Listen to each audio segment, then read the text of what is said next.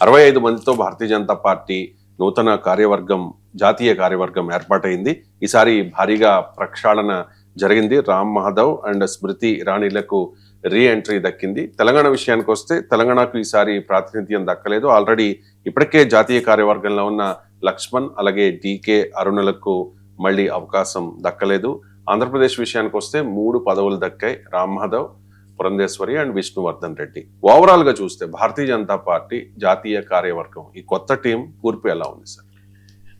అంటే దీన్ని వాస్తవంగా ఎప్పుడైనా పొలిటికల్ ఆర్గనైజేషన్ పార్టీ ఎదుర్కొంటున్న సవాళ్ళను రిఫ్లెక్ట్ చేయాలి సార్.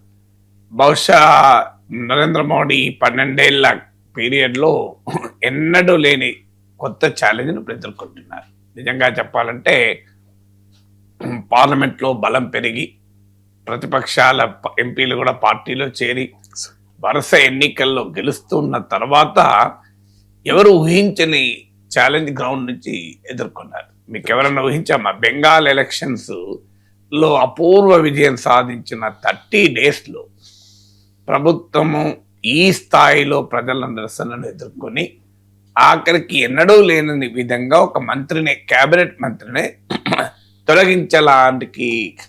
తొలగించాల్సి వచ్చిందంటే మీరు ఆలోచించండి. ఎవరిని ఊహించామా? బెంగాల్ విజయం మామూలు విజయం కాదు కదా. సో బెంగాల్ గడ్డ పైన శ్యామప్రసాద్ ముఖర్జీ విజన్ను మేము పూర్తి చేశామని ఆనందాన్ని వ్యక్తం చేస్తున్న సమయంలో చింతన మంతర్లో ఈ స్థాయిలో లక్షల సంఖ్యలో యువత, విద్యార్థులు రోడ్డు మీదకి వస్తే చివరకు ప్రభుత్వం దిగిరాక తప్పని పరిస్థితి ఈ స్థాయిలో ఎవరు ఊహించలేదు. అంటే ఎందుకు అంటే రాజకీయాల్లో చాలా ఆశ్చర్యకరంగా ఉంటాయి. మీకు ఉదాహరణలకు కూడా ఉంటాయి. నెంబర్స్ ఉండి ఎలక్షన్లో గెలవడం. ఇంతకుముందు ఆర్ఎస్ఎస్ చీఫ్ మోహన్ భగవత్ చాలా మంచి మాట చెప్పాడు ఇటీవల జనరీ మీట్లో. ఎన్నికల్లో గెలవడమే నాయకత్వ లక్షణం కాదు అన్నాడు. అది చాలా ఇన్డెప్త్ మీనింగ్ ఉన్నటువంటి వర్డ్ అది.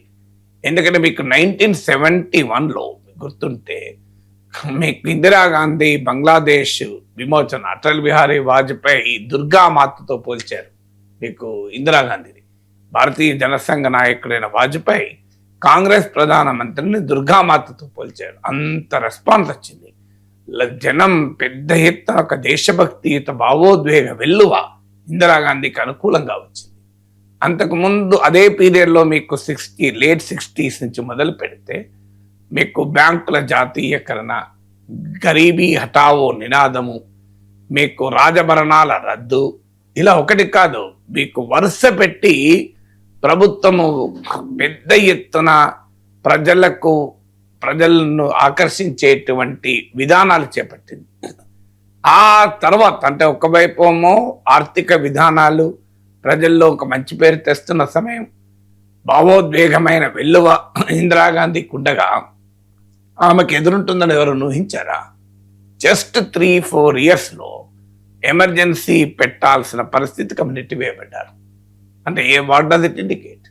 అంటే నీకు power of numbers in parliament ఉంటే సరిపోదు, ఎన్నికల్లో గెలవడమే నాయకత్వ లక్షణం కాదు అన్న మోహన్ భగవత్ మాటల్లో ఉన్న డెప్త్ అది. మీకు అదంతా ఎందుకు? తెలంగాణ ఉద్యమం వస్తున్న సమయంలో కాంగ్రెస్ పార్టీ నెంబర్స్ లేవా? తిరుగులేని మెజారిటీ అసెంబ్లీలో ఉంది. దేశంలో, రాష్ట్రంలో కాంగ్రెస్ పార్టీ పాలిస్తోంది. మరి ఎందుకు కాంగ్రెస్ పార్టీ దిగిరావాల్సి వచ్చింది? అంటే ఇవన్నీ దేన్ని తెలియజేస్తుందంటే మీకు పొలిటికల్ మేనోవరింగు, ప్రతిపక్షాలను చీల్చి చెండడము, డిఫెక్షన్స్ను ప్రోత్సహించడము, పార్టీలను స్ప్లిట్ చేయడము, ఎన్నికల్లో మేనేజ్ చేయడము, గెలవడము, ఇది కాదు లీడర్షిప్ అంటే.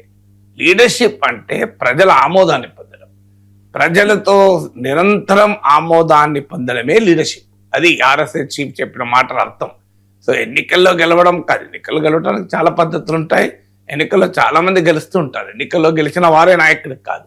సో అలాగే మీకు 2024 లోక్సభ ఎలక్షన్స్లో భారీగా దెబ్బతిన్న తర్వాత వరుస పెట్టి ఆమ్ ఆద్మీ పార్టీ నుంచి ఢిల్లీ గెలుచుకున్నారు, తృణమూల్ కాంగ్రెస్ నుంచి బెంగాల్ గెలుచుకున్నారు, అస్సాం రిటైన్ చేసుకున్నారు, మహారాష్ట్రను మీకు మహావికాస్ అగాది ఇండియా కూటమి నుంచి గెలుచుకున్నారు, హర్యానాను రిటైన్ చేసుకున్నారు. కంప్లీట్ 2024 ఎలక్ట్రల్ రివోర్సెస్ తర్వాత మీకు మళ్ళీ మొత్తం గెలుచుకుంటూ వచ్చాక 30 daysలో ఒక క్యాబినెట్ మినిస్టర్ను ప్రైమ్ మినిస్టర్ డ్రాప్ చేయాల్సిన పరిస్థితి వచ్చిందంటే what does it indicate? The power of the public, power of the society, civil society. దాన్ని ఎదుర్కొనే విధంగా పార్టీ ఆర్గనైజేషన్ ఇది రాబోయే కాలంలో అతిపెద్ద ఎలక్టోరల్ ఛాలెంజ్గా రాబోతోంది. జెన్జీ ఎఫెక్ట్, మీకు ఉత్తరప్రదేశ్లో కూడా జెన్జీ ఎఫెక్ట్ బీజేపీ పైన పడుతుందా అని చర్చ నడుస్తుంది. సర్వేలు, జెన్జీ ఉద్యమము వీటి ప్రభావం వచ్చాక వివిధ సర్వేస్ కూడా బీజేపీ చాలా సులభంగా మళ్ళీ గెలుస్తుంది యూపీలో అనుకున్న దశ నుంచి ఇవాళ గెలవడం కష్టము అనే దశకు వచ్చేసింది. తర్వాత ఏం జరుగుతుందో మనం చెప్పలేము ఎన్నికల సమయానికి వచ్చే వరకు. కానీ ఎందుకు ఇదంతా ఈ అన్సైటీస్? బంకీపూర్లో ఓడిపోయారు, మీకు గ్వాలియర్ ప్రాంతంలో ఉన్న దాతియాలో ఓడిపోయారు, మీకు వదోదరా జిల్లా బీజేపీకి అత్యంత బలమైన గుజరాత్లో బీజేపీ గెలిచిన 9% ఓటింగ్ తగ్గింది బీజేపీకి. బంకీపూర్లో అయితే 25% ఓటింగ్ తగ్గింది. ఇవన్నీ దేన్ని తెలియజేస్తాయి అంటే పాలిటిక్స్ అనూహ్యమైనటువంటి వేగంతో మారుతూ ఉంటాయి, అన్బిలీవబుల్ స్పీడ్తో చేంజ్ అవుతుంటాయి పాలిటిక్స్ అనేది. ఇదొక ఇండికేషన్ కదా.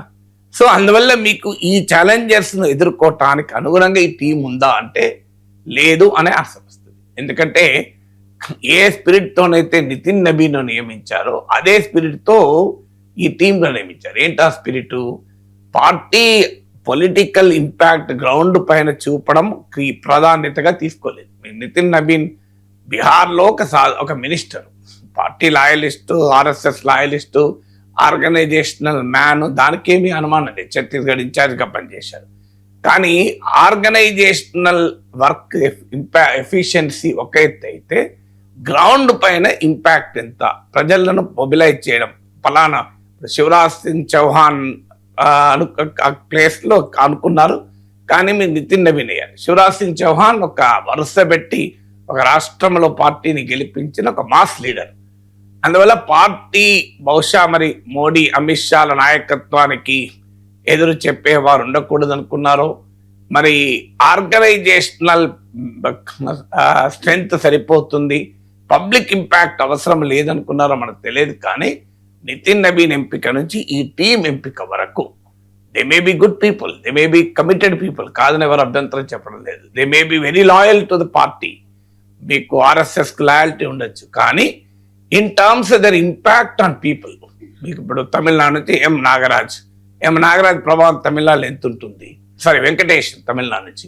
కర్ణాటక నుంచి నాగరాజ్, ఆయన ప్రభావం ఎంత ఉంటుంది అంటే ఫీల్డ్ మీద వాళ్ళ ఇంపాక్ట్ ఎంత అని అది మీకు కనిపిస్తలేదు. అంటే they have given priority for organizational people loyalty then public impact. అంటే ప్రజల పైన ప్రభావము, ప్రజలకు ఒక బలమైన ప్రభావాన్ని చూపెట్టే నాయకుడు అనే ప్రియారిటీ ఇవ్వలేదు. ఈ సమయంలో ఇవ్వాల్సింది అది. ఎందుకంటే ఒక కొత్త ఛాలెంజ్ ఎదుర్కొంటున్న సమయంలో ప్రజల పైన ప్రభావం చూపేటువంటి వారు కావాలి. బహుశా మోడీ ప్రభావం సరిపోతుంది అనుకోవచ్చు. మనకు అర్థమవుతుంది మోడీ ప్రభావంనే ఛాలెంజ్ అవుతుంది అని. కానీ పార్టీ బహుశా మోడీ ప్రభావం సరిపోతుంది, మనకు అవసరం లేదు, కొత్తగా అనుకోని ఉండాలి, వాళ్ళ అంచనా ఉండాలి, ఆర్గనైజేషనల్ పీపుల్ ఉంటే చాలు అనుకోవచ్చు. ఇక రెండవది ఆర్ఎస్ఎస్ బీజేపీ రిలేషన్షిప్ను మరింత బలోపేతం చేసి, ఎందుకంటే బీజేపీకి ఎప్పుడు క్రైసిస్ వచ్చినా బీజేపీ లీడర్షిప్ వారు RSS greater intervention and greater role and greater mobilization పైన ఆధారపడుతూ ఉంటారు. 2024 ఎలక్షన్లో కూడా ఆ మేర దెబ్బతినడానికి కారణం ఎక్కడో ఒక చోట గ్యాప్ వచ్చిందనే వార్తలు వచ్చాయి మనకి. ఇప్పుడు రామ్ మాధవ్ను తిరిగి 2014 to 2020 వరకు కూడా ఆయన బీజేపీ ఆల్ ఇండియా జనరల్ సెక్రటరీగా ఉండే సిగ్నిఫికెంట్ పొలిటికల్ రిజల్ట్స్, మీకు నార్త్ ఈస్ట్లో బీజేపీని అస్సాం, త్రిపుర, నాగాలాండ్లో గెలిపించడంలో కీలక భూమిక పోషించారు. జమ్మూ కాశ్మీర్ లాంటి రాష్ట్రంలో బీజేపీ పీడీపీతో కలిసి కోalition గవర్నమెంట్ ఏర్పాటులో కీలక భూమిక పోషించారు. అలాంటి రామ్ మాధవ్ను 2020లో జేపీ నడ్డా టీంలో అతను డ్రాప్ చేశారు. It was a very big question mark. ఎందుకు డ్రాప్ చేశాడు? అంతటి ఇంటలెక్చువల్ కెపాసిటీస్ ఉండి, ఆర్గనైజేషనల్ కెపబిలిటీస్ ఉండి, ప్రూవెన్ రిజల్ట్స్ ఉండి, అన్ఫ్లించింగ్ లాయల్టీ ఉండి ఎందుకు మార్చారు అనేది ఒక క్వశ్చన్గా ఉంది. సో అది 2020 తర్వాత ఆయన మళ్ళీ పూర్తిగా పార్టీకే దూరమై ఆర్ఎస్ఎస్ వర్క్ చేసుకుంటూ ఆర్ఎస్ఎస్ ఎగ్జిక్యూటివ్ మెంబర్గా ఉండిపోయారు. తిరిగి అతన్ని మళ్ళీ తీసుకొచ్చారు. తర్వాత సునీల్ బన్సల్ను రిటైన్ చేశారు, బిఎల్ సంతోష్ రిటైన్ చేశారు, వినోద్ తావ్డే రిటైన్ చేశారు, శివ్ ప్రకాష్. సో ఈ నేమ్స్ అన్ని చూస్తుంటే క్లియర్గా ఆర్ఎస్ఎస్ బాండ్, ఆర్ఎస్ఎస్ గ్రిప్ అనేది కంపారిటివ్లీ మళ్ళీ పెరుగుతుందనడానికి ఇది రెండవ ఉదాహరణ. థర్డ్ ఇండికేటర్ ఏంటి అంటే మీకు very surprisingly south is completely ignored, almost ignored. అందులో తెలంగాణ మనం సెపరేట్గా మాట్లాడదాం. Telangana is completely ignored. అంటే పార్టీ ఎలక్టోరల్ ఆస్పిరేషన్స్కు ఆర్గనైజేషనల్ నిర్మాణం ఎక్కడైనా లింక్ అయి ఉంటుంది, సింక్ అయి ఉంటుంది. మరి ఎందుకు ఆ లింక్ సింక్ కాలేదో అర్థం కాదు. ఇప్పుడు పార్టీ లక్ష్యం ఏంటి? 2014లో నార్త్ అండ్ వెస్ట్లో అద్భుతంగా గెలిచారు, 2019లో వెస్ట్కి ఎక్స్పాండ్ అయ్యారు, 2024 నాటికి ఆ ఎక్స్పాన్షన్ పూర్తయింది. మీకు ఒరిస్సా, బెంగాల్ కూడా గెలిచారు. ఇప్పుడు మిగిలింది ఏంటి? బీజేపీకి సౌత్. కానీ ఆ సౌత్లో తెలంగాణ గేట్వే అంటున్నారు. మీకు మిషన్ 7 స్టేట్స్ గెలవాలంటున్నారు, అందులో అత్యధికం సౌత్లో ఉన్నాయి. మరి సౌత్ని ఎందుకు ఇగ్నోర్ చేశారో, మీకు సౌత్ నుంచి ఉన్న రిప్రజెంటేషన్ చూసి అఫ్ కోర్స్ తెలంగాణ మినహా మిగతా స్టేట్లకు కాస్త రిప్రజెంటేషన్ కనిపించినా అది ఆ పార్టీని ఆ రాష్ట్రాల్లో అద్భుతంగా గెలిపించి నడిపించేటువంటి నాయకత్వం కాదు. మీకు ఆంధ్రప్రదేశ్లో కూడా పురంధేశ్వరి కొంచెం నోటబుల్ నేమ్, ఎన్టీఆర్ కూతురుగా. రామ్మాధవమ ఆంధ్రప్రదేశ్ కోటాలో రాలే, ఆయన ఢిల్లీ రిప్రజెంటేషన్గా వచ్చారు. సో అందువల్ల మనకు ఈ మీ సదరన్ స్టేట్కు ఇందులో ప్రాధాన్యత లేదు. అంటే బహుశా నార్త్లో ఎలక్షన్స్ ఉన్నప్పుడు యూపీ నుంచే 8 మంది ఉన్నారు, 8 మెంబర్స్ ఫ్రమ్ యూపీ. సో అందువల్ల బహుశా పార్టీ ఆర్గనైజేషను ఇప్పుడు కొత్తగా సౌత్లో మనం ఎక్స్పాండ్ అయ్యేది ఏమీ లేదు, సౌత్లో వచ్చేది లేదు, పోయేది లేదు. టైం ఎందుకు వృధా, మనం మన స్ట్రాంగ్ హోల్డ్స్ రిటైన్ చేసుకుందాం. ఎందుకంటే ఈ కాక్రోచ్ జనతా పార్టీ ఛాలెంజ్, అంతకుముందు సంవిధాన్ ఖత్రే మే హై ఛాలెంజ్, అయోధ్య రామ్ మందిర్ చందా చోరీ వివాదము, ఇవన్నీ కూడా మీకు వ్యవసాయ చట్టాలు, ఇవన్నీ కూడా బీజేపీ స్ట్రాంగ్ హోల్డ్స్ అయిన నార్థన్ ఇండియాలో, హిందీ హార్ట్లాండ్లో బీజేపీకి ఛాలెంజ్గా మారాయి. మొన్న కాక్రోచ్ ఉద్యమంలో కూడా ఎక్కువ మొబిలైజేషన్ ఢిల్లీ పరిసర ప్రాంతాల నుంచి వచ్చారు.